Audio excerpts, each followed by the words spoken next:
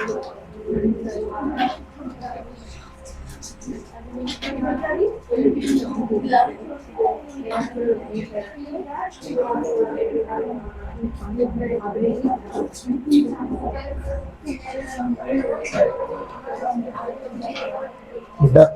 Next heading mark कर लो बेटा, complex formation, ये आखिरी टॉपिक है इस चैप्टर का।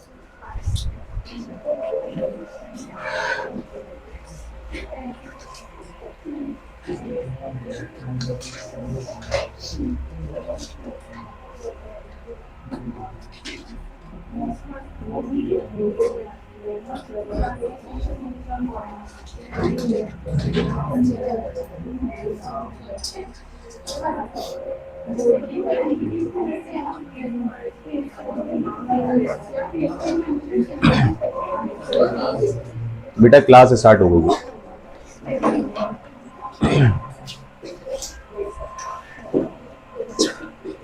ये बताओ बेटा कॉम्प्लेक्स फॉर्मेशन का क्या मतलब है? कॉम्प्लेक्स किसको कहा जाता है? ऐसा कंपाउंड जिसमें कोऑर्डिनेट कोवेलेंट बॉन्ड मौजूद हो बेटा। तो ट्रांजिशन एलिमेंट्स कॉम्प्लेक्स फॉर्म करते हैं, किसके साथ फॉर्म करते हैं बेटा? लिगेंड्स के साथ फॉर्म करते हैं बेटा। पिछला लेक्चर लिगेंड्स के ऊपर था, ठीक है। Through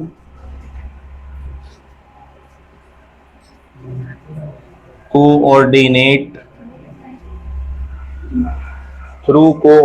covalent bond.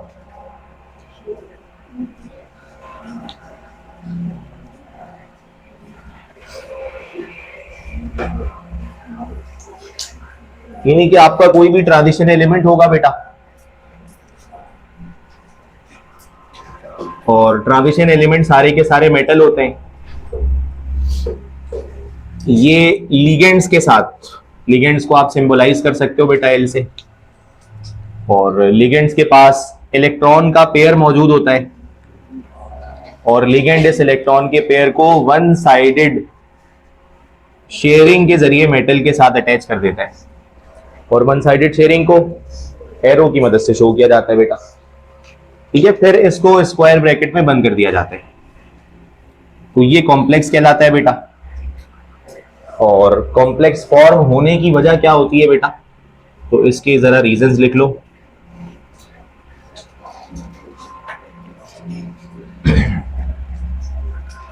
नंबर 1,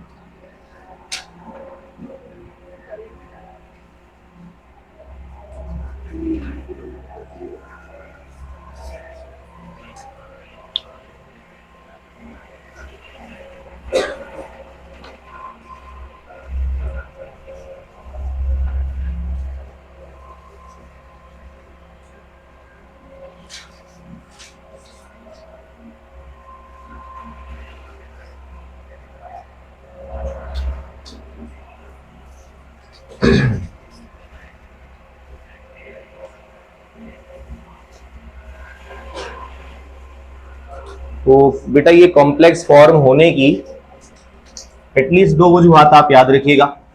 एक तो सिंपल बात है बेटा कि जो मेटल्स होते हैं ये सारे पॉजिटिव आइंस की सूरत में मौजूद होते हैं बेटा कॉम्प्लेक्स के अंदर, और पॉजिटिव आइंस को कैटाइंस कहा जाता है, ठीक है। तो इनका जो साइज है इनके कैटाइंस का वो स्मॉल होता है, यानी कि छोटा साइज होता है।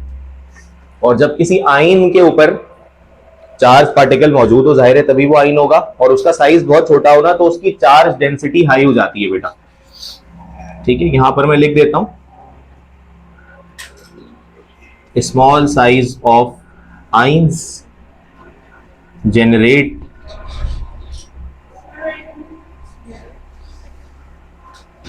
higher charge density,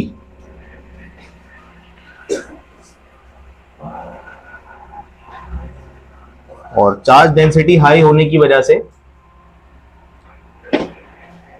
attraction for electrons increases.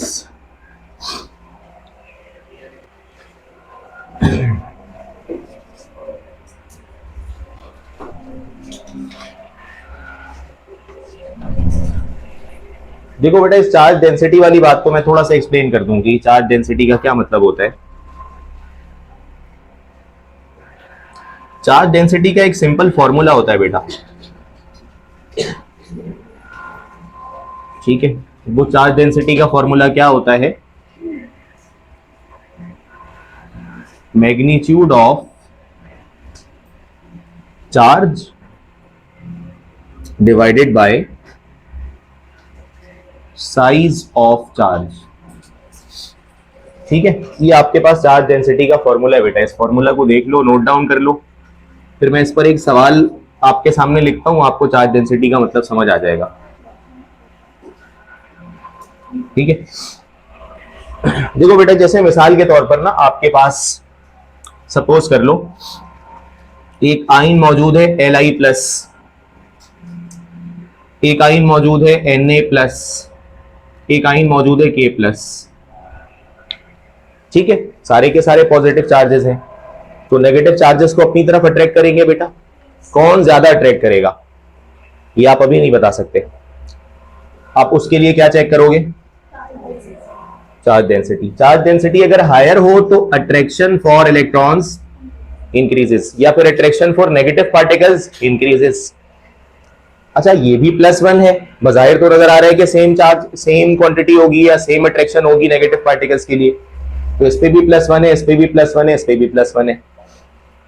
लेकिन सिर्फ चार्ज के मैग्नीट्यूड को देखकर अट्रैक्शन कैपेसिटी का अंदाजा नहीं हो सकता। आप उसके लिए क्या निकालते हो बेटा? Charge density. अंदाजा कर सकते हो, एस्टिमेट आउट कर सकते हो। तो what is the formula for charge density बेटा? Magnitude of charge divided by size of charge. अच्छा, मैं कह सकता हूं कि चार्ज डेंसिटी और मैग्नीट्यूड ऑफ चार्ज का डायरेक्ट रिलेशन है, लेकिन चार्ज डेंसिटी का साइज ऑफ चार्ज के साथ इनवर्स रिलेशन है। तो आप मुझे बता सकते हैं बेटा कि इन सबका साइज तो आप जानते हो, ग्रुप नंबर 1 है, अल्कली मेटल्स हैं, सबसे पहले लिथियम है, फिर सोडियम है, फिर पोटाशियम है। तो सबसे बड़ा साइज पोटाशियम का होगा बेटा, तो सबसे छोटी चार्ज डेंसिटी पोटाशियम की हो जाएगी। सबसे छोटा साइज लिथियम का होगा, तो साइज छोटा होने की वजह से चार्ज डेंसिटी इसकी सबसे ज्यादा हो जाएगी बेटा। यानी छोटे से साइज पर चार्ज का मैग्नीट्यूड डिस्ट्रीब्यूटेड है तो वो स्ट्रॉन्ग चार्ज कहलाएगा।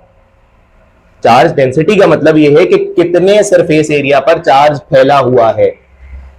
तो अगर चार्ज डेंसिटी किसी की बहुत हाई है तो इसका मतलब यह है कि छोटे से सरफेस एरिया पर चार्ज की क्वांटिटी अच्छी तरह बिखरी हुई है। और चार्ज डेंसिटी कम होने का मतलब यह होता है कि बहुत बड़ी सी जगह है और कहीं कहीं पर चार्ज पार्टिकल्स मौजूद हैं, तो उसकी अट्रैक्शन कैपेसिटी कमजोर पड़ जाती है। अब हम इस पर कुछ फैसला करते हैं। तो बेटा साइज सबसे छोटा इसका होगा, साइज सबसे छोटा होने की वजह से चार्ज डेंसिटी इसकी सबसे हाईएस्ट हो जाएगी बेटा। बेटा चार्ज डेंसिटी हाईएस्ट होने की वजह से इलेक्ट्रॉन्स को, नेगेटिव पार्टिकल्स को अट्रैक्ट करने की सलाहियत इन तीनों में सबसे ज्यादा किसकी होगी? लिथियम की होगी। बात समझ आ रही है बेटा? इस पॉइंट को याद रखना, हाइड्रेशन एनर्जी वाली बात को या चार्ज डेंसिटी वाली बात को। तो चार्ज डेंसिटी सबसे हाईएस्ट हमारे पास इनमें से किसके लिए बेटा? लिख लो अपने पास, lithium has smallest size due to which it has the highest charge density. बेटा ये चार्ज डेंसिटी वाली बात बहुत आसान सी बात है, इसको अच्छी तरह याद रखना। ये बहुत सारे फैक्टर्स को सॉल्व करने के लिए इस्तेमाल होगी। जैसे हम इलेक्ट्रोकेमिस्ट्री के अंदर आपको हाइड्रेशन एनर्जी का एक कॉन्सेप्ट पढ़ाएंगे, तो वहां पर भी ये वाली बात यूज होगी। तो अब मैं इसको रीजन नंबर 1 के साथ कनेक्ट कर देता हूं बेटा, इसको नोट कर लो, फिर इस पे बात कर लेते हैं।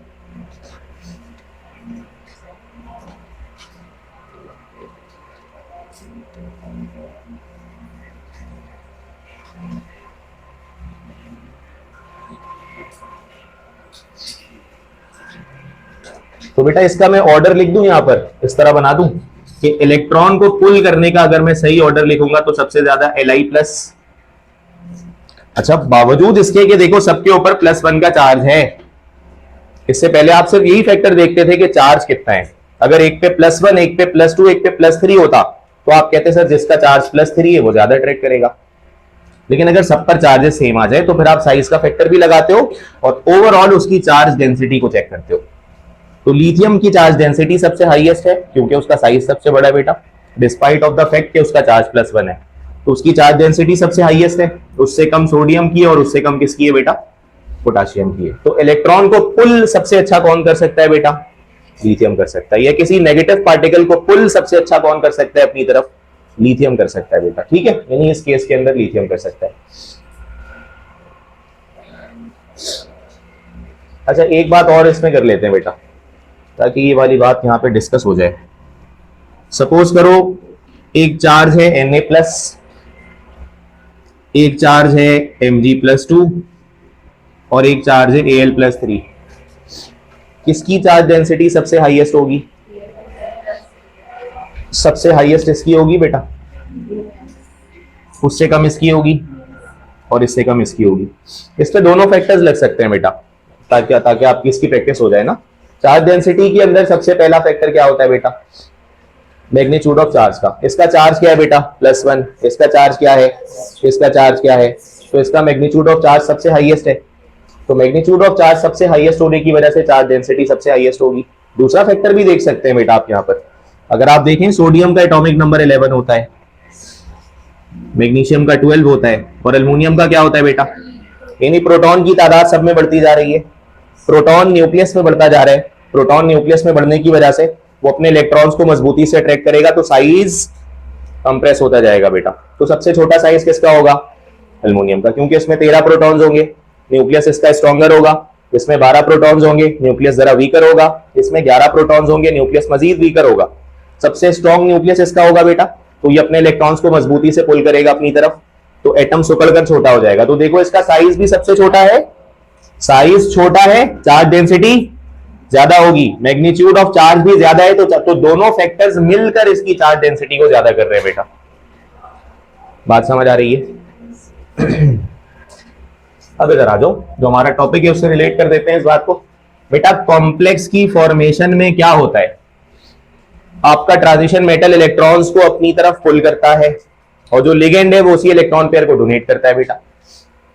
लिगेंड अपना इलेक्ट्रॉन पेयर मेटल को डोनेट करता है और मेटल उसको क्या करता है बेटा, अपनी तरफ अट्रैक्ट करता है। अच्छा क्यों करता है अट्रैक्ट, क्योंकि उसके कैटाइन का जो साइज है वो क्या होता है बेटा, तो साइज स्मॉल होने की वजह से उसकी चार्ज डेंसिटी क्या हो जाती है, हाईएस्ट हो जाती है। ठीक है। दूसरी बात ये बेटा कि जब वो इलेक्ट्रॉन्स को अपनी तरफ अट्रैक्ट करेगा तो उसके पास उन इलेक्ट्रॉन्स को एकोमोडेट करने की भी जगह होनी चाहिए। अगर वैकेंसी नहीं होगी तो इलेक्ट्रॉन एब्जॉर्ब कहां पे करेगा, इलेक्ट्रॉन को रखेगा कहां पर, तो कह रहे हैं कि डी ऑर्बिटल में क्या होनी चाहिए बेटा, वैकेंसी होनी चाहिए। ये दो वजूहात हैं जिसकी वजह से ट्रांजिशन मेटल्स कॉम्प्लेक्स की फॉर्मेशन करते हैं बेटा। क्लियर है ये वाली बात? इसकी मजीद एग्जांपल देखते हैं बेटा। फॉर एग्जांपल बेटा कॉम्प्लेक्स के लिए आपके पास एक जनरल रिप्रेजेंटेशन है, सेकेंड ईयर में भी आपने पढ़ी है।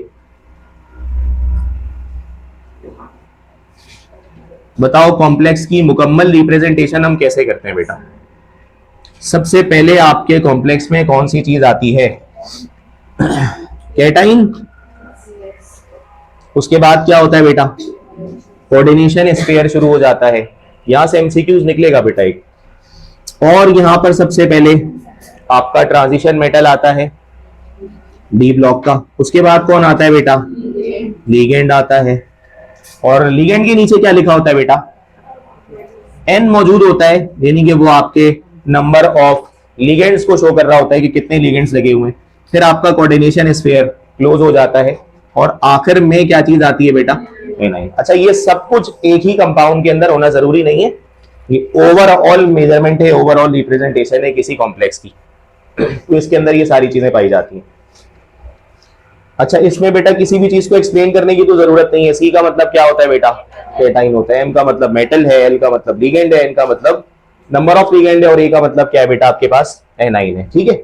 अब इसमें एक टर्म आप जरूर देखिए बेटा, और वो एक टर्म क्या है, कोऑर्डिनेशन नंबर। यहां से एग्जैक्टली एमसीक्यू बनता है बेटा। मतलब पास पेपर में चाहे वो एनईडी में हो ये एमडी गेट में हो, बहुत एमसीक्यूज आ चुके हैं यहां से। कोऑर्डिनेशन नंबर क्या होता है बेटा? Coordination number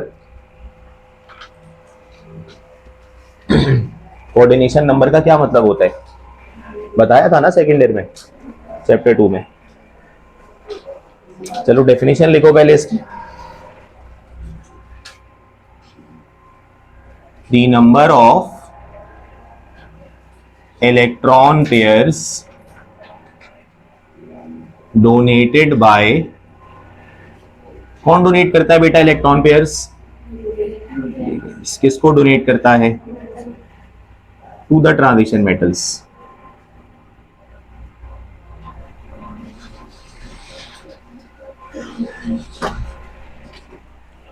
two the transition metals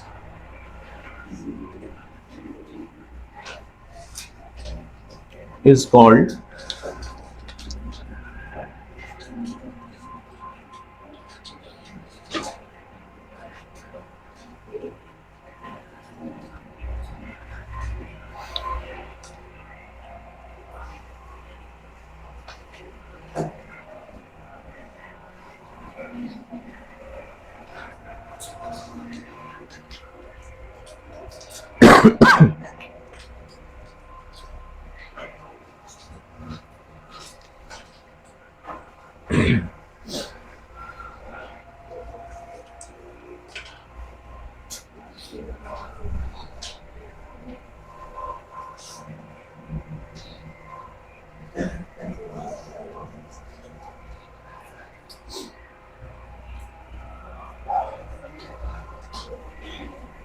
हाँ भाई, क्या मतलब है इसका कोऑर्डिनेशन नंबर का? कि लिगेंड्स जब ट्रांजिशन मेटल को इलेक्ट्रॉन पेयर्स डोनेट कर देते हैं तो आपने ये देखना है कि कितने इलेक्ट्रॉन पेयर्स की डोनेशन हुई है, तो उसकी तादाद को क्या कहा जाएगा बेटा? कोऑर्डिनेशन नंबर कहा जाएगा। अब इसके लिए आपको पिछला लेक्चर पता होना चाहिए बेटा। पिछले लेक्चर में हमने लिगेंड्स का टॉपिक पढ़ा था। लिगेंड्स में 3 तरह के लिगेंड्स आपको बताए थे बेटा, डिपेंडिंग अपॉन द डेंटेसी। वो आपके पास था मोनोडेंटेट, बाइडेंटेट, मोनोडेंटेट जो एक डोनर एटम रखता है, बाइडेंटेट जो 2 डोनर एटम्स रखते हैं, और पोली मतलब जो 2 से ज्यादा रखते हैं। बात समझ आ रही है? अच्छा, जिसके पास एक डोनर एटम है वो एक वक्त में एक ही पेयर डोनेट करता है। जिसके पास 2 डोनर एटम्स हैं वो एक वक्त में 2 पेयर्स डोनेट कर सकते हैं बेटा। और जिसके पास 2 से ज्यादा हैं तो वो डेंटेसी की बुनियाद पर तय किया जाता है। तो अब मैं आपके सामने एक मिसाल ले लेता हूं। फॉर एग्जाम्पल सपोज कर लेते हैं कि हमारे पास है K4FeCN6, ठीक है। ये आपके पास एक कंपाउंड है, एक कॉम्प्लेक्स कंपाउंड है। मुझे इसमें आयरन का कोऑर्डिनेशन नंबर चाहिए। मतलब एमसीक्यू आ गया कि the coordination number for iron in the given complex is dash. तो कैसे पता लगेगा? अब थोड़ा सा आपको जाहिर है पिछले लेक्चर का आइडिया होना चाहिए बेटा। ये CN आपका लिगेंड है ना, तो ये CN जो लिगेंड है इसके ऊपर चार्ज क्या होता है? -1 का मतलब ये होता है बेटा कि ये मोनोडेंटेट लिगेंड है। मोनोडेंटेट का मतलब होता है कि एक डोनर एटम इसके पास है। एक डोनर एटम का मतलब एक वक्त में ये कितने पेयर डोनेट कर सकता है बेटा? एक पेयर। लेकिन ऐसे लिगेंड्स टोटल कितने हैं? तो कितने पेयर की डोनेशन हो पाएगी? तो इसका कोऑर्डिनेशन नंबर क्या आ जाएगा बेटा? 6 आ जाएगा। अब मैं कुछ एग्जांपल्स आपके पास रख रहा हूं बेटा, आप मुझे एक एक करके आंसर करते जाना। The coordination number of iron in the given complex is 6। यानी टोटल इस कंपाउंड के अंदर ये जो CN है ये 6 इलेक्ट्रॉन पेयर्स को डोनेट करेगा आयरन के पास। यानी जब इसके स्ट्रक्चर को ड्रॉ किया जाएगा ना, अगर मैं इस कॉम्प्लेक्स के स्ट्रक्चर को ड्रॉ करूं तो आपको सेंटर में आयरन मिलेगा और इसके 6 अतराफ से बॉन्ड्स बनेंगे बेटा, ठीक है, इस तरह। और ये सब के सब आपके पास 1 साइडेड एरोज बनेंगे। यहां पर CN लगेगा, ठीक है। और फिर आप इसको कोऑर्डिनेशन स्फीयर के अंदर बंद कर दोगे क्योंकि इसमें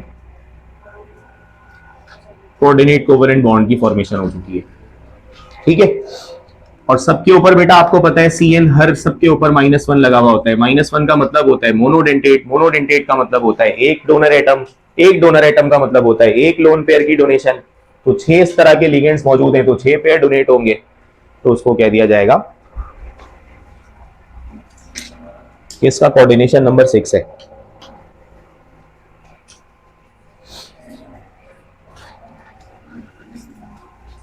अच्छा, इसकी फर्दर एग्जांपल देखते हैं। मिसाल के तौर पर कॉपर ले लेते हैं और वाटर मौजूद है, और बता सकते हैं बेटा इस कॉम्प्लेक्स के अंदर कॉपर का कोऑर्डिनेशन नंबर क्या होगा? 0। 0 का मतलब तो ये हो गया कि कोई लोन पे डोनेट ही नहीं हुआ, तो बॉन्ड कैसे बना फिर? आप चेक करो कि इसमें लिगेंड्स कौन है, पहले तो ये चेक करो लिगेंड्स कौन है, क्या पहचान पा रहे हो आप? ठीक है, चार्ज इसके ऊपर कोई भी लगाओ बेटा, हम उसकी बात नहीं कर रहे क्योंकि कोऑर्डिनेशन नंबर का उससे ताल्लुक नहीं है। देखो पहला लिगेंड ये हो गया बेटा, और दूसरा लिगेंड ये हो गया, और ये आपका ट्रांजिशन मेटल हो गया कॉपर। अब एक एक करके ये चेक करो कि कौन सा लिगेंड कितनी डेंसिटी रखता है, कितनी डेंसिटी रखता है। तो बेटा अगर हम वाटर की बात करें तो वाटर देखो एक तो न्यूट्रल लिगेंड है ये, मगर इसकी डेंसिटी क्या होती है? 1। Water is a monodentate ligand बेटा। Why because it has 1 donor atom at a time. देखिए जब आप वाटर के स्ट्रक्चर को देखोगे तो 2 लोन पेयर्स तो होते हैं बेटा, लेकिन डोनर एटम तो एक ही इसके पास है। जब एक डोनर एटम होता है तो एक वक्त में वो कितने लोन पेयर की डोनेशन कर सकता है बेटा? एक पेयर ही डोनेट कर पाएगा वो। तो इसकी डेंसिटी कितनी है, मतलब ये कितने पेयर को डोनेट कर सकता है? 1 पेयर को। तो ऐसे कितने मॉलिक्यूल्स हैं बेटा? 2 मॉलिक्यूल्स हैं। तो पानी के मॉलिक्यूल्स 2 हैं, एक मॉलिक्यूल एक लोन पेयर डोनेट कर सकता है, तो 2 कितने डोनेट कर देंगे बेटा?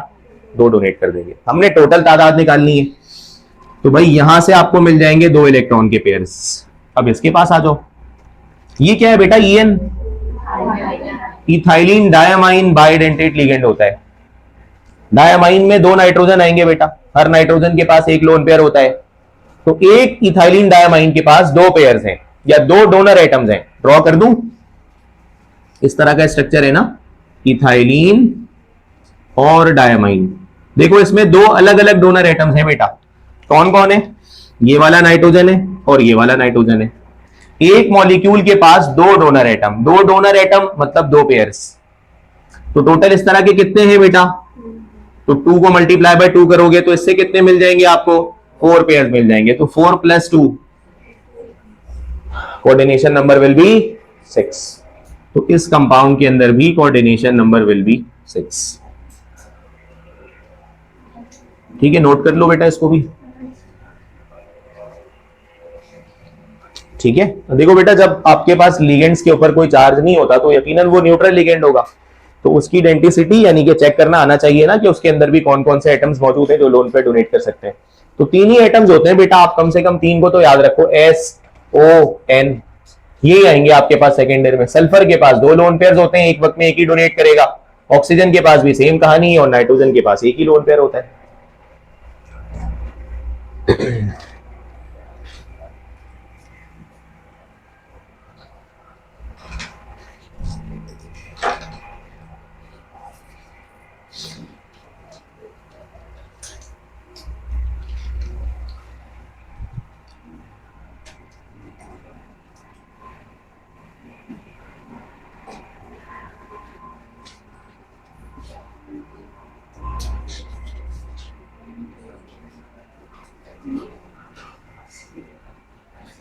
ठीक है, यहां पर आपके पास कुछ भी चार्ज लगा हुआ है। बताओ बेटा इस कॉम्प्लेक्स के अंदर प्लेटिनम का कोऑर्डिनेशन नंबर क्या होगा? एक एक करके चेक करो आराम से, क्योंकि यहां से सवालात बनते हैं बेटा पेपर में, तो इसकी कैलकुलेशन की प्रैक्टिस करो। बेटा ये नाइट्रेट है बेटा, it is a ligand having a charge of, बेटा ये भी लिगेंड होता है, इसके ऊपर भी क्या चार्ज होता है बेटा? क्लोराइड है ना, क्लोरो बन जाता है। यूपीएससी पढ़ी है, थोड़ा तो आइडिया है। तो देखो बेटा NO3 पर -1 का मतलब है कि ये कितने पेयर को डोनेट करेगा? 1 पेयर को, और लेकिन है कैसे टोटल ये 3 है, तो 3 को 1 से मल्टीप्लाई करो तो टोटल 3 पेयर्स आपको यहां से मिल जाएंगे। -1 का मतलब मोनोडेंटेट होता है बेटा, मतलब एक NO3 एक डोनर एटम रखता है, एक डोनर एटम मतलब एक लोन पेयर, तो ऐसे 3 है तो ये 3 लोन पेयर डोनेट कर देंगे। फिर Cl की बारी है, Cl पर भी -1 है, मतलब एक डोनर एटम मतलब एक लोन पेयर। बात समझ आ रही है बेटा? तो जब एक लोन पेयर है, लेकिन क्लोरीन के कितने एटम्स हमारे पास हैं? 2 एटम्स हैं इस तरह के, तो यहां से कितने पेयर्स मिलेंगे आपको? तो टोटल कितने पेयर्स हो गए बेटा? तो the number of electron pairs donated bye ligands is called coordination number. तो क्या कोऑर्डिनेशन नंबर आ गया इसका? 5 आ गया। इसका कोऑर्डिनेशन नंबर हो गया 5। क्लियर है बेटा ये? अच्छा, EDTA की डेंटिसिटी क्या थी बेटा? हेक्साडेंटेट था, उसको याद रखना, वो कई मरतबा पास पेपर में आ चुका है। ये बताओ डेंटिसिटी और कोऑर्डिनेशन नंबर का क्या फर्क होता है? अब दोनों टॉपिक्स हो गए ना, डेंटिसिटी की बात भी हो गई और कोऑर्डिनेशन नंबर भी हो गया। क्या फर्क होता है दोनों का? डेंटिसिटी और कोऑर्डिनेशन नंबर का क्या फर्क होता है? डेंटिसिटी एक लिगेंड की हो सकती है और कोऑर्डिनेशन नंबर तमाम लिगेंड्स का होता है। क्या मतलब है बेटा? अगर मैं तुमसे पूछूंगा नाइट्रेट आयन की डेंटिसिटी बताओ तो आप कहोगे सर 3। मैं कहूंगा इस पूरे कंपाउंड का कोऑर्डिनेशन नंबर बताओ, तो जितने लिगेंड्स हैं सबकी डेंटिसिटीज को प्लस करोगे तो कोऑर्डिनेशन नंबर आएगा। बात समझ आ रही है? एक लिगेंड कितने पेयर डोनेट कर सकता है? डेंटिसिटी है। सारे लिगेंड्स मिलकर कितने पेयर डोनेट कर सकते हैं? कोऑर्डिनेशन नंबर है। लिख दूं इस बात को? तो पहले डेंटिसिटी लिख लो।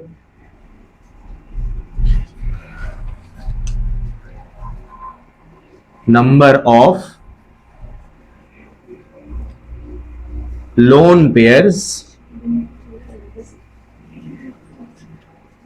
Donated by one ligand. Number of lone pairs donated by one ligand. और अगर बात करें कोऑर्डिनेशन नंबर की, तो कोऑर्डिनेशन नंबर में क्या आ जाएगा बेटा? Total number of lone pairs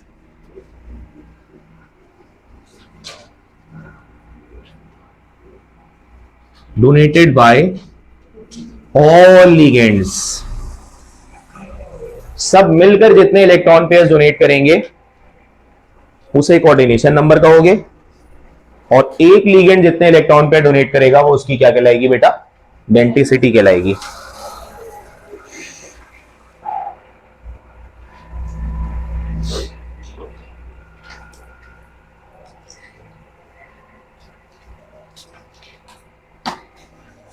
इसको नोट डाउन कर लो बेटा, हम इसके कुछ प्रैक्टिस क्वेश्चन देखेंगे इस चैप्टर के।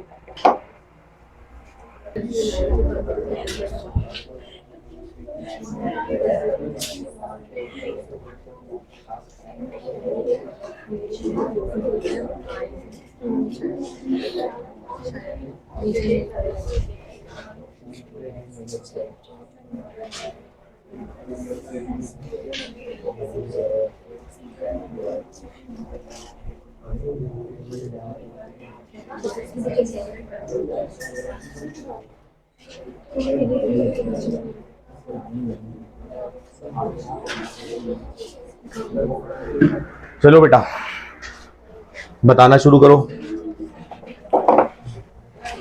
शुरू में बेटा आपके पास बहुत ही सिंपल से क्वेश्चंस आएंगे, उसको जरा जल्दी जल्दी आंसर करोगे, और इसमें तकरीबन हम सारे टॉपिक्स को हर एंगल से कवर करेंगे। पढ़ो बेटा। Transition elements are located between.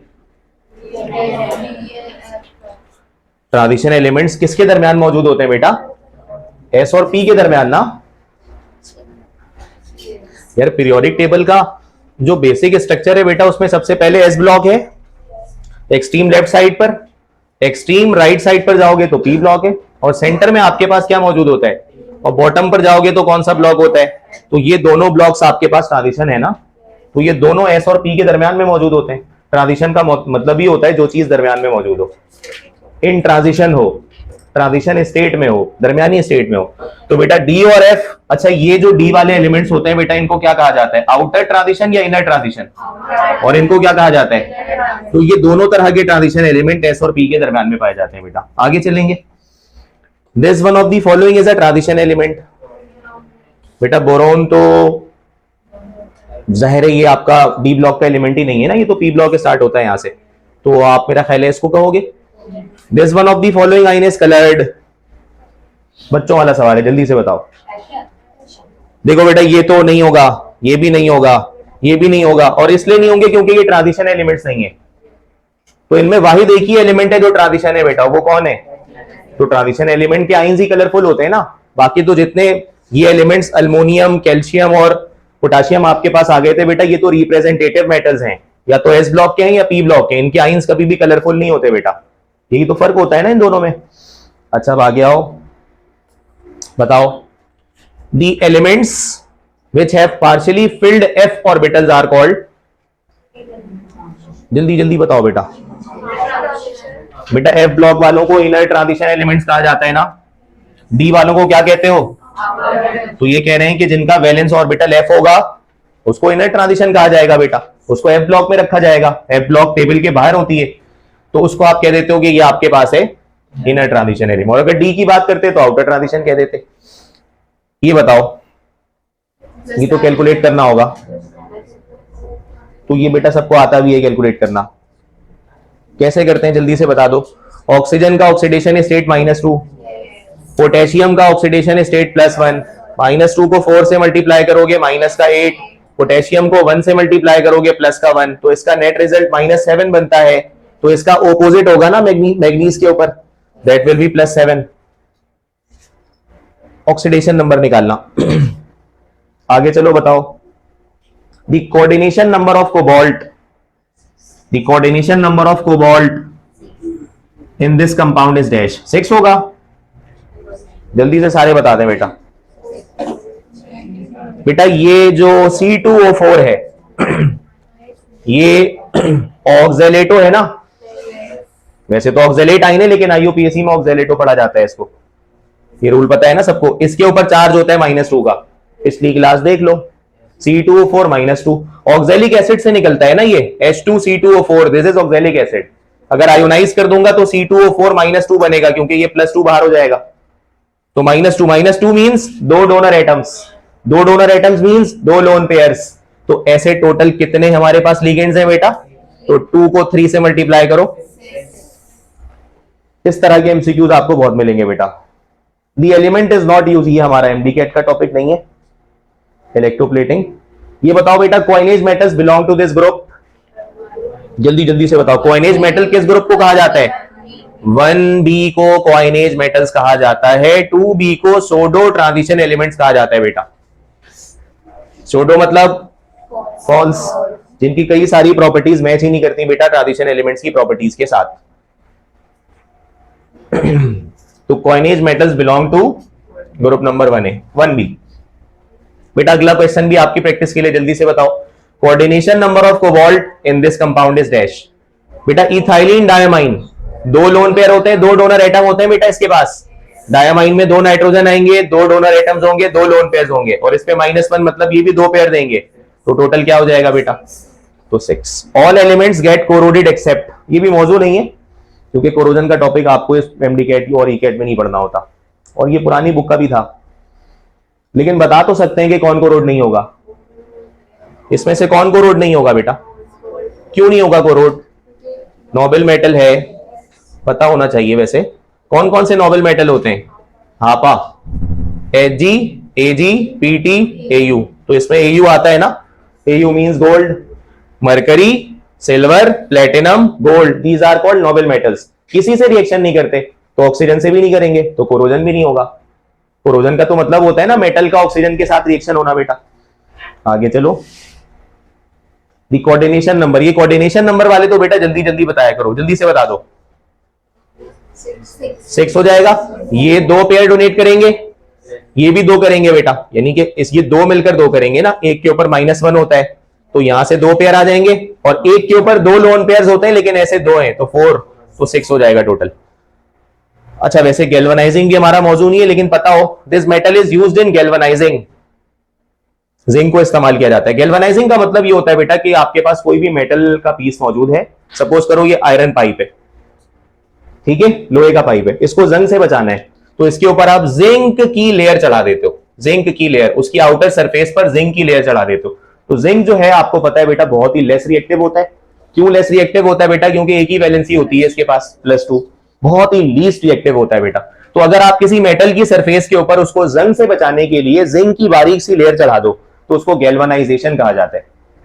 याद रखना, एनईडी वाले खासतौर से ये बहुत सवाल पूछा जाता है उसके अंदर, गैल्वेनाइजेशन, ठीक है। ये आपको मैं इलेक्ट्रोकेमिस्ट्री में डिस्कस भी करूंगा क्योंकि ये जाहिर इलेक्ट्रोकेमिकल प्रोसेस है। तो जिंक की लेयर चढ़ाने का मतलब होता है गैल्वेनाइज करना। जैसे लोहे के पाइप्स होते हैं ना बेटा, उसके ऊपर आपको सिल्वर कलर नजर आता है, वो सिल्वर कलर दरअसल सिल्वर का थोड़ी होता है, वो जिंक की लेयर चढ़ी हुई होती है बेटा, उसको गैल्वेनाइज्ड आयरन पाइप कहा जाता है, ठीक है, जो गैस वगैरह फ्लो करवाने के लिए हम लोग यूज करते हैं, पानी वगैरह के लिए। तो इसको जो है वो गैल्वेनाइजेशन में हमेशा जिंक यूज होता है। नेक्स्ट क्वेश्चन बताओ बेटा, which of the following ligand is a chelating agent? बेटा चैलेटिंग एजेंट कौन नहीं हो सकता है? मोनोडेंटेट लिगेंड नहीं हो सकते बेटा, पिछली क्लास का पहला पॉइंट यही था ना। तो मोनोडेंटेट वाले सारे निकाल दो, ये भी मोनोडेंटेट है, एक डोनर एटम बेटा -1, एक डोनर एटम -1, एक डोनर एटम, ये हेक्साडेंटेट होता है बेटा, मतलब ये 6 डोनर एटम्स रखता है, 6 तरफ से बॉन्डिंग करेगा तो बेटा जाहिर है क्लोज स्ट्रक्चर की फॉर्मेशन होगी। और जब क्लोज स्ट्रक्चर फॉर्म करे कोई भी लिगेंड तो उसको क्या कहा जाता है? चैलेटिंग एजेंट कहा जाता है। तो मोनोडेंटेट वाले सारे के सारे बाहर हो जाएंगे।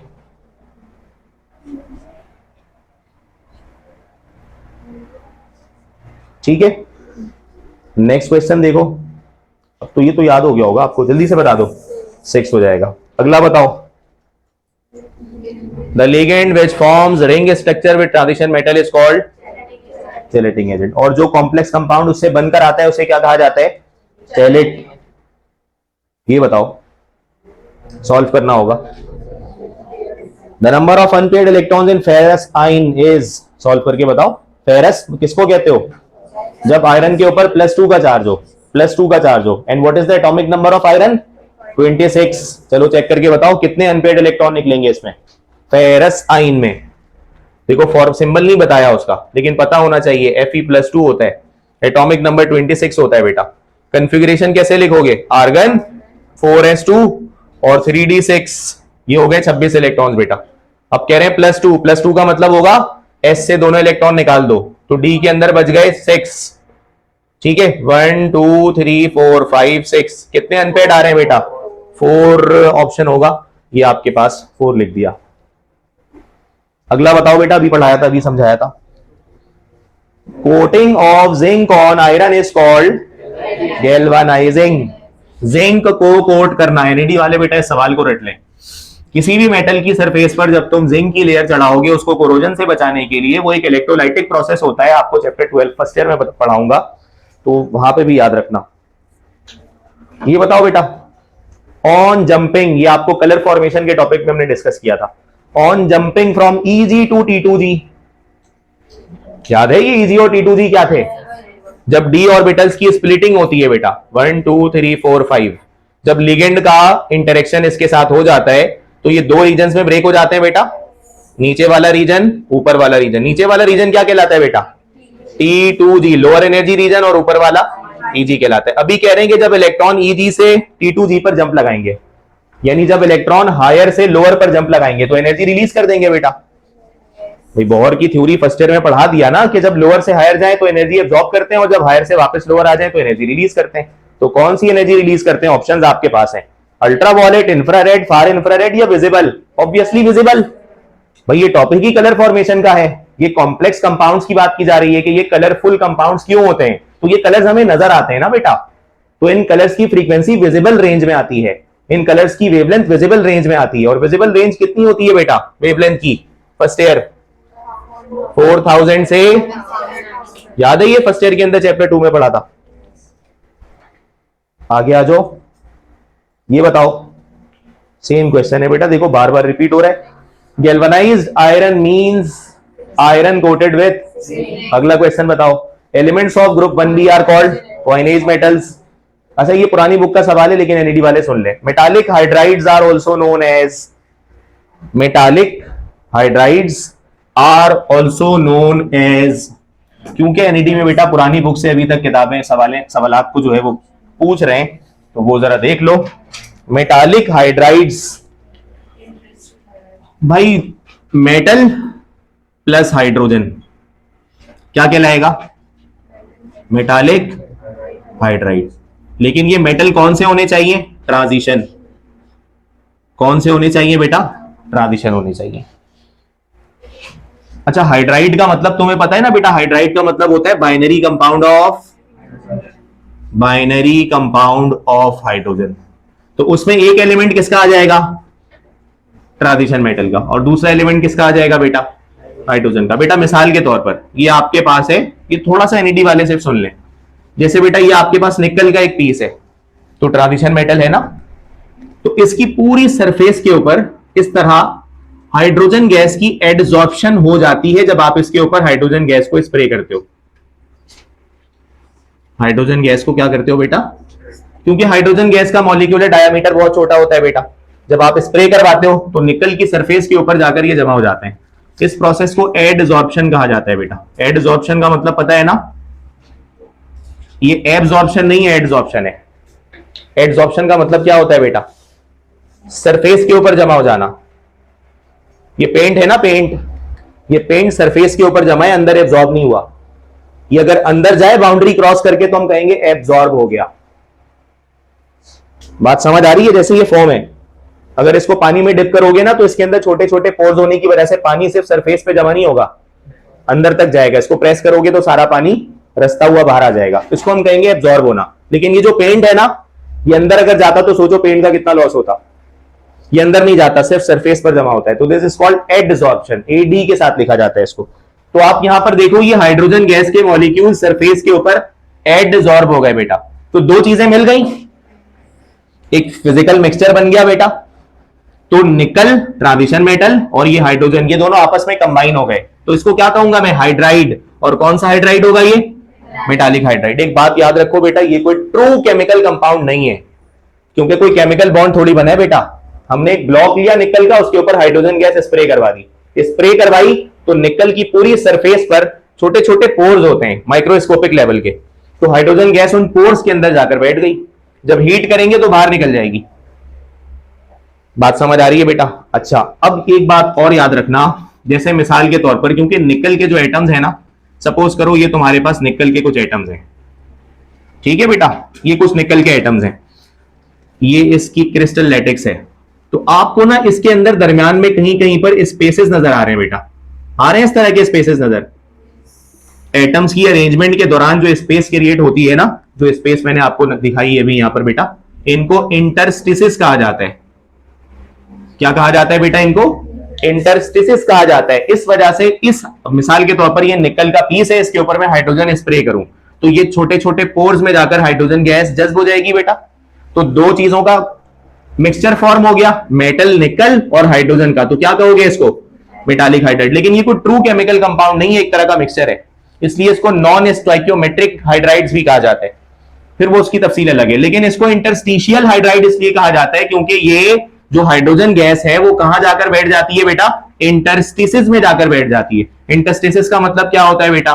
वॉइड्स। वॉइड्स का मतलब क्या होता है बेटा? गैप्स। गैप्स का मतलब क्या होता है बेटा? स्पेसेस। बात समझ आ रही है? कोई मसला बेटा इसके अंदर?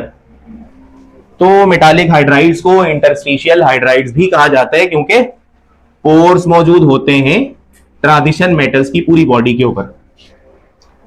ठीक है, जैसे आप ये समझो बेटा कि ये आपके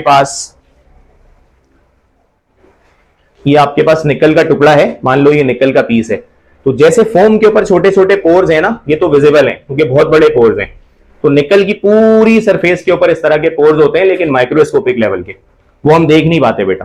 तो जब आप किसी भी गैस को स्प्रे करोगे, खासतौर से हाइड्रोजन गैस जिसका साइज बहुत छोटा होता है, तो वो गैस उन पोर्स के अंदर जाकर बैठ जाती है।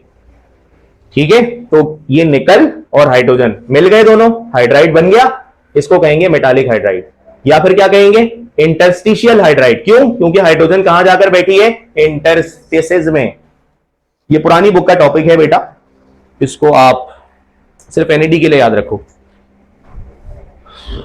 आगे चलो, coinage metals are elements of group 1b and these include 1b के एलिमेंट्स बताओ बेटा।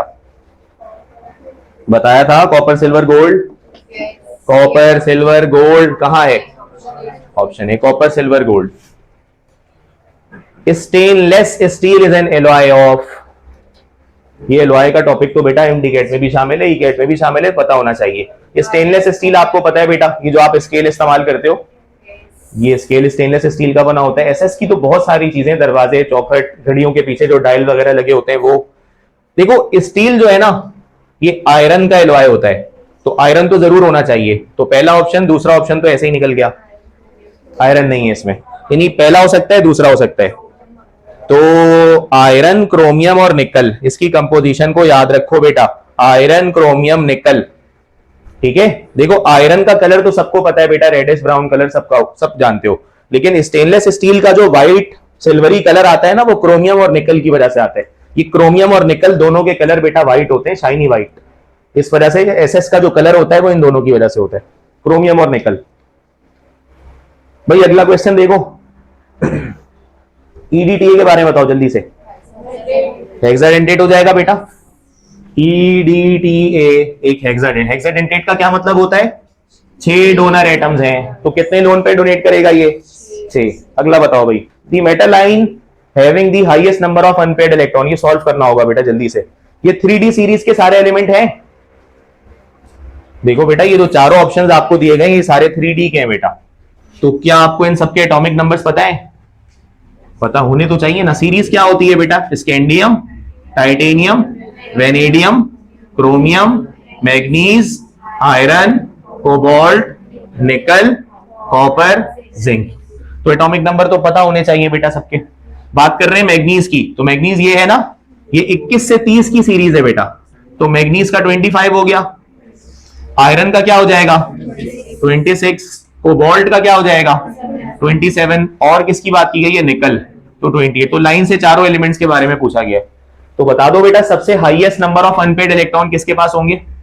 चेक करने की जरूरत है क्या इसको? चेक वेक करने की जरूरत नहीं है बेटा, आप सिर्फ देखकर बता सकते हो कि निकल के पास सबसे कम होंगे, क्योंकि जैसे जैसे आप 25 के बाद जाना शुरू करते हो ना, तो इलेक्ट्रॉन्स की पेयरिंग स्टार्ट हो जाती है बेटा वापस। अगर नहीं समझ आ रहा ओपन करके देख लो, कोई इशू की बात नहीं है। कह रहे हैं हाईएस्ट कहां होगा, तो हाईएस्ट मेरा ख्याल है यहां पे होगा, 25। चेक कर लो बेटा एक दफा। भाई सबसे पहले क्या करोगे? आर्गन 4s2, ये हो गया 18 और 2 20, और फिर 3D क्या कर दोगे बेटा? 5। तो 3D के अंदर कितने अनपेड आ रहे हैं बेटा? 5। इससे ज्यादा मैक्सिमम तो नहीं हो सकते। किसी के बारे में भी चेक करो, लेट सपोज अगर वो 26 की बात कर रहे हैं, ठीक है, फिर 27, फिर 28। लेकिन आपसे क्वेश्चन बेटा एलिमेंटल स्टेट में नहीं किया गया है। आपसे क्वेश्चन जितने भी किए गए वो सब आयनिक फॉर्म में किए जा रहे हैं बेटा। तो लेट सपोज Mn पे लिखा हुआ है +2 लिखा हुआ है, तो +2 का मतलब है यहां से दोनों बाहर निकल गए बेटा, तो इसमें कितने बच जाएंगे? 5। अच्छा आयरन की बात करो, तो आयरन की कंफिगरेशन में भी कह रहे हैं +2, तो बेटा वो भी यहां से 2 निकलेंगे, यहां पर 6 बाकी रह जाएगा बेटा। क्या ख्याल है? हम इस पे लिखते चलते हैं ना, इस पे 5 अनपेड होंगे, और यहां पे अगर D6 हो गया तो इसमें 4 अनपेड हो जाएंगे बेटा। समझ पा रहे हो इस बात को? फिर कोबाल्ट के ऊपर भी +2 लिखा हुआ है, तो बेटा S से 2 निकाल देंगे, और कोबाल्ट 27 है, तो D7 हो जाएगा बेटा ये। तो इसके पास कितने अनपेड रह जाएंगे? 3। और इसके पास कितने रह जाएंगे बेटा? 2 रह जाएंगे। तो हाईएस्ट की तादाद मैग्नीज के पास हो जाएगी। ऐसा ही है। आगे चलो बेटा, वही गैल्वेनाइजेशन का सवाल है। Process of covering iron sheets by a layer of zinc is known as galvanizing. The number of elements in each lanthanide and actinide series are. Lanthanide series में कितने होते हैं बेटा टोटल? f ऑर्बिटल में कितने इलेक्ट्रॉन आ सकते हैं? f सब शेल में 14। तो f ब्लॉक की 2 सीरीज होती है ना, 14 पहली सीरीज में, 14 दूसरी सीरीज में। 14 + 14 पहली सीरीज को लैंथेनाइट कहते हैं, उसमें 14 एलिमेंट्स होते हैं। दूसरी सीरीज को एक्टिनाइट कहते हैं, उसमें भी 14 होते हैं। तो f ब्लॉक में टोटल होते हैं 28 एलिमेंट्स बेटा। ठीक है, तो फर्स्ट यही पूछा गया था ना, number of elements in each lanthanide and actinide series is 14। ठीक है बेटा, और अगर ये दोनों का पूछते पूरे एफ ब्लॉक का, तो आप 28 कर देते बेटा, क्योंकि 2 सीरीज होती है उसमें। बेटा ये आंसर करो। First transition element which is present in the first series of D block is scandium. Transition elements form complexes readily because of small cation size, vacant D orbitals. ये दो रीजंस तो अभी मैंने आपको बताए थे बेटा। ये तीसरा वाला भी ठीक है ना, लार्ज न्यूक्लियर चार्ज, क्योंकि आपने देखा है मैग्नीज का न्यूक्लियर चार्ज तो +7 तक जाता है बेटा। बेटा मैग्नीज की हाईएस्ट वैलेंसी या हाईएस्ट ऑक्सीडेशन स्टेट +7 तक जाती है, क्रोमियम +6 तक जाता है। इतना चार्ज सोडियम, लिथियम, पोटाशियम या फिर पी ब्लॉक के मेटल्स का कभी भी नहीं होता। ठीक है, तो न्यूक्लियस का चार्ज भी इनका बहुत ज्यादा होता है, तो यहां पर ऑल ऑफ दीज हो जाएगा बेटा। नेक्स्ट क्वेश्चन बताओ बेटा। Transition metals are often paramagnetic because of the presence of unpaired electrons. अच्छा, ये रिएक्शन वाला टॉपिक इंक्लूडेड नहीं है। कोबाल्ट, निकल and iron of first transition series can be magnetized, hence these elements are called ferromagnetism। एक concept होता है बेटा जिसके अंदर किसी नॉन मैग्नेटिक सब्सटेंस को मैग्नेटाइज किया जा सकता है फोर्सफुली थोड़ी देर के लिए, जब उसको किसी मैग्नेटिक फील्ड में डालते हैं। तो आप सिर्फ डेफिनेशन याद रखो कि अगर किसी सब्सटेंस को मैग्नेटाइज किया जा सकता है कुछ देर के लिए तो उसे फेरोमैग्नेटिक सब्सटेंस कहा जाता है। तो दीज आर फेरोमैग्नेटिक। जिसको मैग्नेटाइज किया जा सकता है दोज आर कॉल्ड फेरोमैग्नेटिक। बेटा इसका आंसर करना जरा 183 का। D block elements generally form, अभी बताया था इंटरस्टिशियल हाइड्राइड्स, कॉम्प्लेक्स हाइड्राइड्स कुछ और होते हैं बेटा, तो अब नई बुक में है भी नहीं, वरना ये पूरी क्लैरिटी होती है आपको। Ligands are electron pair donors, और इनको लेविस बेस भी कह सकते हैं बेटा। अच्छा, ये मेटलर्जी का टॉपिक तो नहीं होता एमडी कैट में। First series of transition element consist of, transition elements की पहली सीरीज में 10 एलिमेंट्स होते हैं बेटा, 21 से 30 तक, 21 से 30 तक तो 10 एलिमेंट्स आ जाएंगे। Electronic configuration of chromium is stable due to,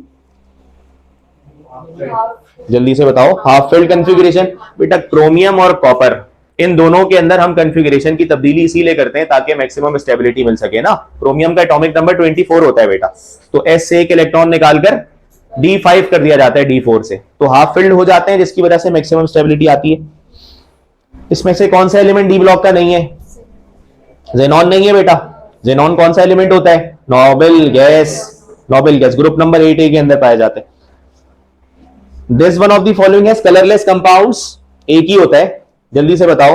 zinc, zinc के सारे कंपाउंड कलरलेस होते हैं बेटा, वजह बताइए। D10 configuration, D10 configuration, transition होती ही नहीं है ना। क्या ख्याल है बेटा? D10 कॉन्फ़िगरेशन याद है? कंडीशंस लिखवाई थी ना कलर्स के लिए। If an electron jumps from EG orbital to T2G orbital, it radiates energy in the range of, visible range होती है बेटा 4000 से 7000 एंगस्ट्रॉम के बीच में। Most of the transition elements are, ज्यादातर ट्रांजिशन एलिमेंट्स क्या होते हैं बेटा? पैरामैग्नेटिक, क्योंकि वो डी ऑर्बिटल के अंदर उनके पास अनपेयर्ड इलेक्ट्रॉन्स मौजूद होते हैं बेटा। This one of the following is a bidentate ligand. C2O4-2 बेटा, -2 लिखा हुआ है ना, बाकी सारे मोनोडेंटेट है बेटा। देखो वाटर के बारे में भी हमने तय किया था बेटा कि सिंस इसके पास मौजूद तो 2 लोन पेयर्स हैं, लेकिन डोनर एटम्स कितने हैं? तो एक वक्त में एक ही पेयर को डोनेट करेगा, तो मोनोडेंटेट ये भी है, मोनोडेंटेट ये भी है, मोनोडेंटेट ये भी है। बायसेफ कौन हो गया बेटा? ऑक्सैलेटाइन हो गया। 5D series of outer transition elements is lanthanide to mercury. 3D series कहां से शुरू होती है, कहां खत्म होती है बेटा? स्कैंडियम से शुरू होकर जिंक पर खत्म होती है। 4D सीरीज, इसके नीचे वाली सीरीज यूट्रियम से शुरू होती है और कैडमियम पर खत्म होती है। उसके बाद लैंथेनम से स्टार्ट होती है और मरकरी पर, उसके बाद एक्टिनम से स्टार्ट होती है और कॉपरनीशियम पर खत्म होती है बेटा, इसको याद रखना। आगे चलेंगे।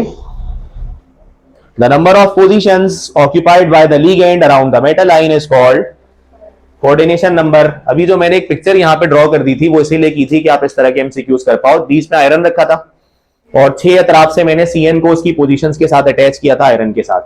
यानी जो डोनर, जो आपके पास जो लिगेंड होगा, जब वो लोन पे डोनेट करेगा तो कोई पोजीशन लेगा ना उस मेटल के साथ अटैच होने की, कोई बॉन्ड एंगल आएगा ना उनके बीच में, तो कोऑर्डिनेशन नंबर ही कहा जाएगा बेटा उसको, कि वो कितनी पोजीशंस ऑक्यूपाई कर रहे हैं, कितने बॉन्ड्स बना रहे हैं। एज यू राइट, तो मेटलर्जी का टॉपिक है। Outer electronic configuration of copper is 4s1 3d10। वो याद है बेटा कॉपर की क्यों पूछ रहे हैं? क्योंकि आखिर में जाकर इसको चेंज कर देते हैं, 4s2 3d9 से 4s1 3d10 कर देते हैं बेटा। कॉपर और कहां पर होता है ये काम? देखो दोनों पर ये बात हो चुकी। Mixture of iron, carbon, cobalt, nickel is called steel. Oxidation state of cobalt in, oxidation state पूछ रहे हैं बेटा, या ऑक्सीडेशन नंबर पूछ रहे हैं, कोऑर्डिनेशन नंबर नहीं पूछ रहे। तो ऑक्सीडेशन नंबर तो कैलकुलेट करके निकाल सकते हो ना आप। कैसे निकालोगे? कोबाल्ट के लिए निकालना है। देखो सबसे पहले Cl पर -1, तो ये +3 -3, पूरे कोऑर्डिनेशन स्फीयर पर क्या हो जाएगा? +3। अमोनिया न्यूट्रल लिगेंड होता है, तो ये जो +3 आया है पूरे ब्रैकेट के ऊपर वो कोबाल्ट की वजह से आया होगा बेटा, तो यहां पर आप क्या लगा दोगे? +3। तो ये तो कैलकुलेट करके आ जाता है। पूरी IUPAC में आपने ये काम कर रखा है बेटा। This one of the following is used in contact process, B2O5 positive catalyst होता है बेटा। Oxidation number of CrNH2CrO4 is, calculate कर लोगे ना बेटा ये तो। कैसे करोगे? -2, ये -8 हो गया, हाइड्रोजन +1, ये +2 हो गया, -6 आ रहा है रिजल्ट, इसका मतलब है क्रोमियम पे क्या होना चाहिए? +6, इसकी हाईएस्ट ऑक्सीडेशन वैल्यू। क्लियर है बेटा? हाइड्रेटेड कॉपर सल्फेट, ये बताओ हाइड्रेटेड कॉपर सल्फेट, पहले तो इसका फॉर्मूला बताओ ये क्या कहना चाह रहे हैं, फिर आपको मैं टॉपिक बताता हूं कहां से, शायद हो सकता है आप पहचान भी लो। हाइड्रेटेड कॉपर सल्फेट बेटा, copper means Cu, sulphate means SO4, copper means water molecules of crystallization उसके साथ लगे हुए हैं। हाइड्रेटेड, हाइड्रा लगा हुआ है, वाटर के मॉलिक्यूल्स लगे हुए हैं, this is called water molecules of crystallization, जो कि क्रिस्टलाइज करने के बाद हासिल होते हैं। क्लास 9 में इसके प्रैक्टिकल्स भी किए आप लोगों ने। ब्लू कलर का सॉल्यूशन होता था ना बेटा, तो इसका कलर ब्लू होता है, ये बता रहे हैं, पढ़ो। Hydrated copper sulphate is while anhydrous, anhydrous मतलब वाटर अगर इसका निकाल दिया जाए तो कलरलेस हो जाएगा बेटा। जब आप इसको हीट कर दोगे तो ये बच जाएगा कॉपर सल्फेट, और वाटर इसके अंदर से निकलकर सेपरेट हो जाएगा, तो ये क्या बन जाएगा? क्यों? क्योंकि ये यहां पर क्या काम कर रहा होता है? लीगेंड का काम कर रहा होता है बेटा। पिछली क्लास में एक्सप्लेन किया था, जब लीगेंड ही नहीं होगा तो डी ऑर्बिटल के साथ इंटरेक्शन नहीं होगी, इंटरेक्शन नहीं होगी तो डी ऑर्बिटल की स्प्लिटिंग नहीं होगी बेटा, तो कोई ट्रांजिशन, ये डिस्कस किया था लास्ट क्लास में। ये बताओ बेटा, splitting of D orbital into T2G and EG orbital explained by which theory? Crystal field theory. सिर्फ नाम याद करो बेटा, सेकेंड ईयर में बस इतना ही पढ़ाते हैं। क्रिस्टल फील्ड थ्योरी एक तो कलर फॉर्मेशन को एक्सप्लेन करती है और कोऑर्डिनेट कोवेलेंट कंपाउंड्स को एक्सप्लेन करती है बेटा। Ligands are also called, this one of the following does not act as a ligand, इसमें से कौन लिगेंड नहीं है? AlCl3 लिगेंड नहीं है। क्या AlCl3 लेविस एसिड है? लेविस एसिड किसको कहते हो? जो इलेक्ट्रॉन का पेयर क्या कर सके? तो बताओ क्या ये एक्सेप्ट कर सकता है? क्या ये इलेक्ट्रॉन का पेयर एक्सेप्ट कर सकता है? कैसे पता चलेगा? ये देखो, Al सेंटर में आ गया, Cl3, हाँ भाई, अल्मोनियम के अतराफ 1 2 3 4 5 6 इलेक्ट्रॉन्स ही जमा हो पाए, इसका ऑक्टेट पूरा 2 इलेक्ट्रॉन्स अभी भी कम है, तो क्या ये एक्सेप्ट करेगा इलेक्ट्रॉन पेयर को? जब एक्सेप्ट करेगा तो लेविस एसिड कहलाएगा। तो लेविस एसिड है ये, बाकी सारे के सारे क्या है बेटा? लिगेंड। लिगेंड किसको कहते हैं? Lewis base. बाकी सारे लेविस बेस हैं, ये लेविस एसिड है। बात समझ आ गई?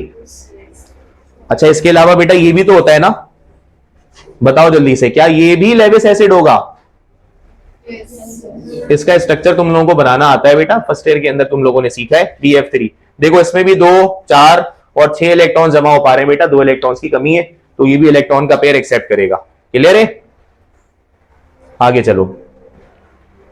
वैसे ये बताओ तो सही है, तुम लोगों को याद भी है कि नहीं है? ये टॉपिक नहीं है एंट्री टेस्ट का, लेकिन ये क्या है? ये मेटलर्जी के दौरान पढ़ा तुम लोगों ने, चैप्टर नंबर 2 में। स्लैग, स्लैग किसको कहा जाता है? FeSi, इसको, इसका नाम बताओ केमिकल। फेरस सिलिकेट, क्योंकि सिलिकेट पर चार्ज होता है -2 का और आयरन पर +2 हो जाएगा, तो +2 के साथ ये फेरस होता है और ये आयन कहलाता है सिलिकेट, फेरस सिलिकेट। ये मेटलर्जी में किस प्रोसेस के दरमियान बना था? उस प्रोसेस का नाम बता सकता है कोई? पहला स्टेप नंबर था कंसंट्रेशन ऑफ ओर, सफाई, फिर रोस्टिंग, और फिर तीसरा स्टेप क्या था? बेसमराइजेशन। याद है? ये किस में बना था स्लैग? मेस्मराइजेशन तो मेरा ख्याल है कि आप लोग चौथे स्टेप पे चले गए सीधा, स्मेल्टिंग का प्रोसेस दरमियान से गायब कर दिया। पहला था कंसेंट्रेशन, दूसरा था रोस्टिंग, ऑक्सीजन की मौजूदगी में हीट करना, तीसरा था स्मेल्टिंग, सैंड के साथ मेल्ट करना, चौथा था मेस्मराइजेशन, और पांचवा था इलेक्ट्रोलाइटिक रिफाइनिंग। बात समझ आ रही? स्मेल्टिंग के दौरान दो चीजें बनती थी, एक मेट बनता था और एक सिलिक और एक स्लैग बनता था। स्लैग हल्का होने की वजह से तैरता हुआ ऊपर आता था, भुरभुरा सा, वो सीमेंट वगैरह बनाने में भी यूज किया जाता है इसको। सेकेंड ईयर में पढ़ेंगे आगे, इंडस्ट्रियल केमिस्ट्री का चैप्टर है, वहां पे सीमेंट बनाने में यूज कर लिया जाता है। बाकी जो मेट होता है, मोल्टेन मेट, उसका फॉर्मूला बता दो। ये एंट्री टेस्ट का मौजूद नहीं है, वैसे पूछ रहा हूं। Cu2S, पिघला हुआ कॉपर सल्फाइड, और इसको नीचे से निकालकर फिर हम इसकी मेस्मराइजेशन करवाते थे और फिर इससे हासिल करते थे क्या? Blister copper. Blister copper is 99% pure, तो उसकी 1% इंप्योरिटी को खत्म करने के लिए उसकी इलेक्ट्रोलाइटिक रिफाइनिंग करवाते थे। इलेक्ट्रोलाइटिक रिफाइनिंग में इम्प्योर मेटल का क्या बनाते हैं? एनोड। इम्प्योर मेटल का एनोड बनाते हैं और प्योर मेटल का क्या बनाते हैं? कैथोड। और इलेक्ट्रोलाइट वही डालते हैं जिसके अंदर वो मेटल होना चाहिए जिसकी इलेक्ट्रोलाइटिक रिफाइनिंग हो रही है। कॉपर सल्फेट डालते थे, याद करो। According to CFT, the bond between ligand and transition metal is dative. Coordinate covalent bond is also called dative bond.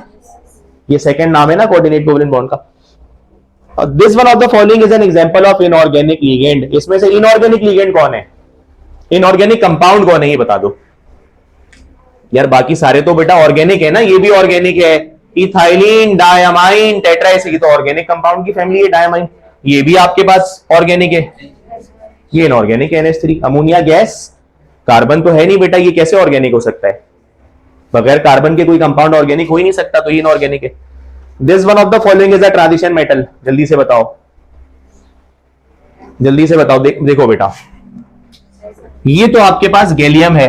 Group number बताओ इसका, 3A। बोरॉन फैमिली का हिस्सा है बेटा।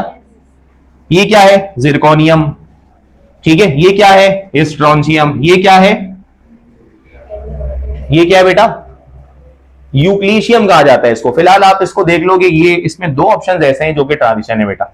ये भी ट्रांजिशन है और ये भी ट्रांजिशन है। चलो इस MCQ को रहने देते हैं फिल वक्त, ठीक है, इसमें एरर है। अच्छा, अगला क्वेश्चन बताओ बेटा। Zn+2 ion is colourless because सारे पेड इलेक्ट्रॉन होते हैं बेटा जिंक का, तो ये तो आप अच्छी तरह याद कर चुके हो।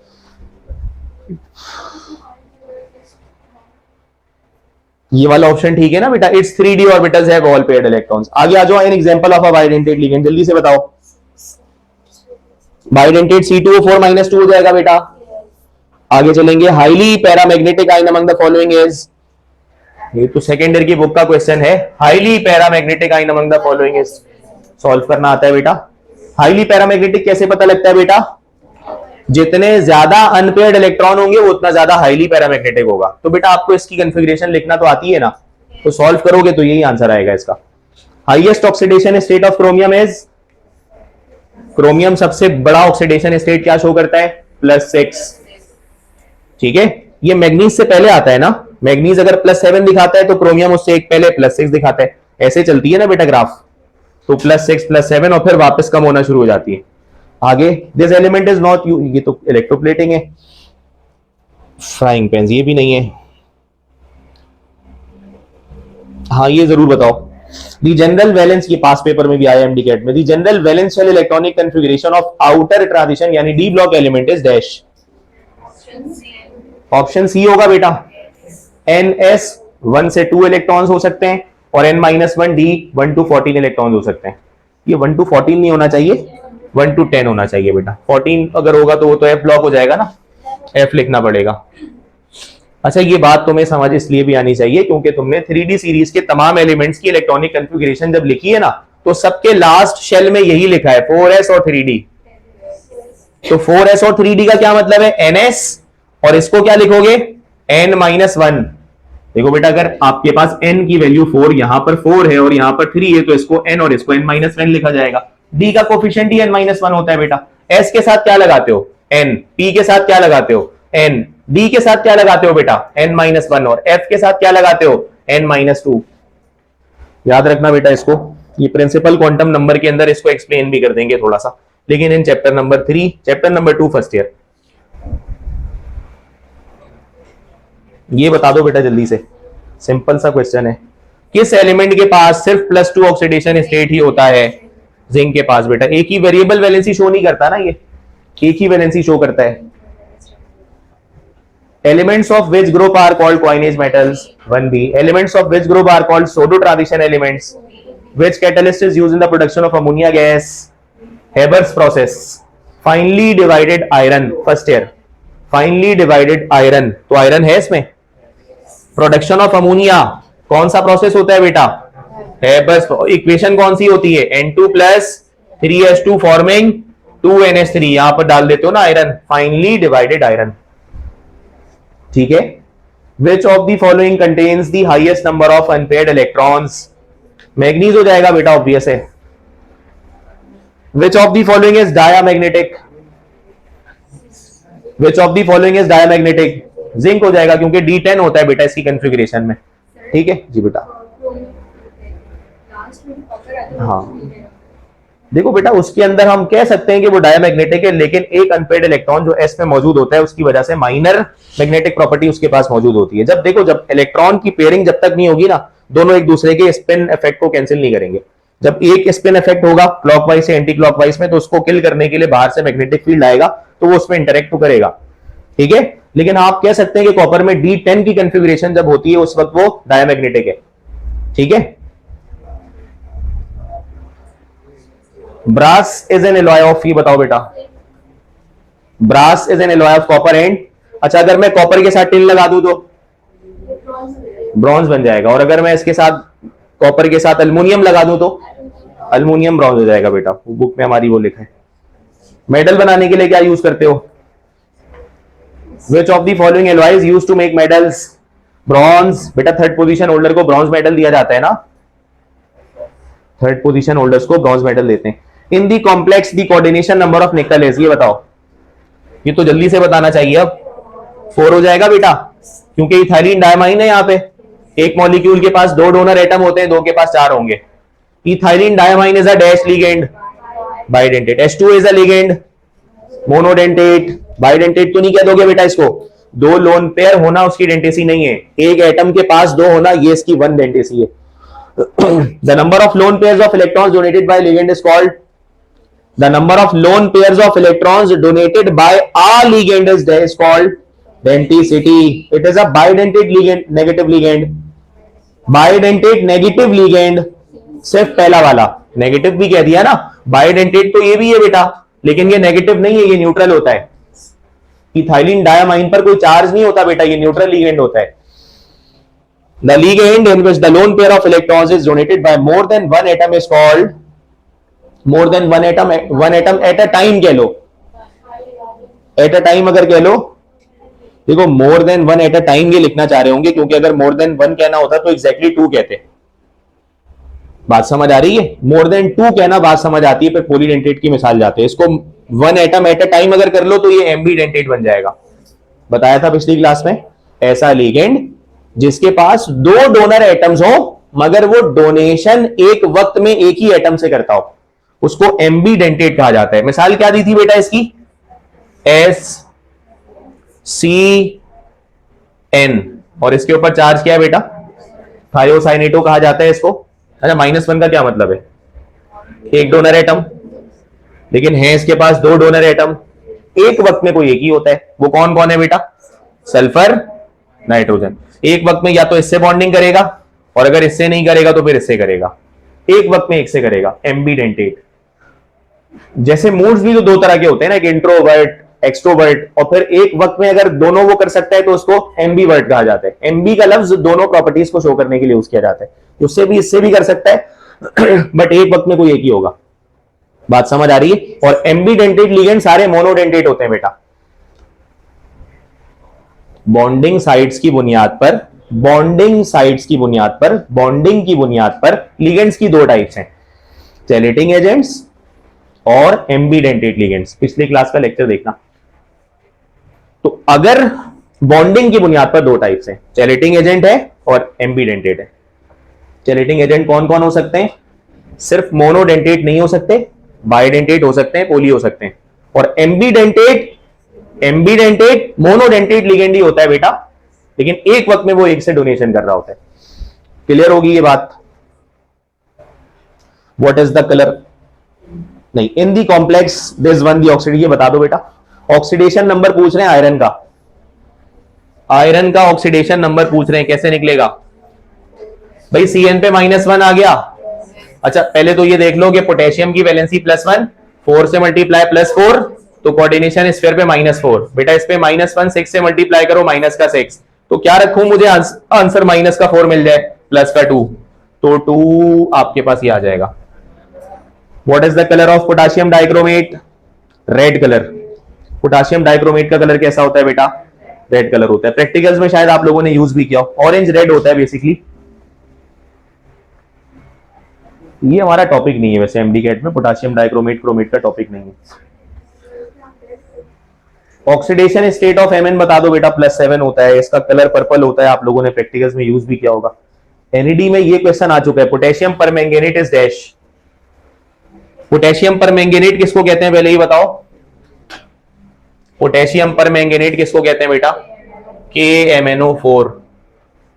ऑप्शंस क्या क्या है बेटा? Reducing agent, oxidizing agent, dehydrating तो नहीं हो सकता ना ये, ड्राइंग एजेंट और डिहाइड्रेटिंग एजेंट का एक ही मतलब होता है बेटा, तो ये दोनों ऑप्शंस इनकरेक्ट होंगे, तभी आपको वो एक ही बात अलग अलग तरह से करके दी गई है। ऑक्सीडाइजिंग एजेंट क्योंकि ऑक्सीजन की तादाद इसके पास क्लियरली ज्यादा है बेटा। प्रैक्टिकल्स में KMnO4 को आप लोगों ने कई मर्तबा ऑक्सीडाइजर के तौर पर ही यूज किया रेडॉक्स में। Steel is an alloy of, बेटा जल्दी से, steel is an alloy of iron. Stainless steel is an alloy of iron and, जल्दी से बताएं बेटा, बोथ निकल एंड। स्टेनलेस स्टील में आयरन भी होता है, निकल भी होता है और क्रोमियम भी होता है बेटा।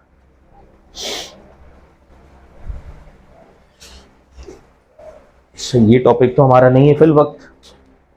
C4 भी नहीं है, चेल्कोपाइराइट का वैसे फॉर्मूला याद होना चाहिए, पता है ना? ये कौन सा और है बेटा? CuFeS2।